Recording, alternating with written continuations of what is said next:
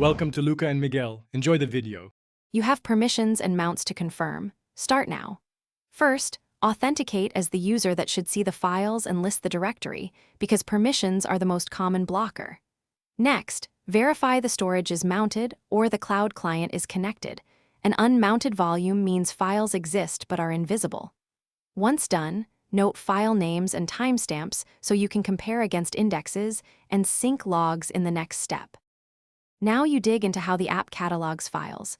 You should compare the file system listing to the app's index or database because mismatches reveal indexing faults. Then inspect sync logs and look for conflict files or partial markers. These tell you if transfers failed. If the software provides a reindex or metadata rebuild tool, run it. This updates the app's view to match the disk. Make sure to capture logs so you can confirm the reindex changed the missing entries. Finish by repairing metadata or restoring backups. If the reindex didn't fix visibility, regenerate metadata from checksums or restore the small metadata store from a recent backup. This recovers the app's pointers to files.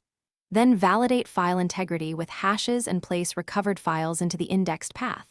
Once moved, restart the service and clear caches so the app reloads everything. Troubleshooting tip. If files still don't appear, check for hidden attribute flags or ACLs blocking display and correct them immediately. Thanks for watching and please subscribe. It's the best investment you'll ever make.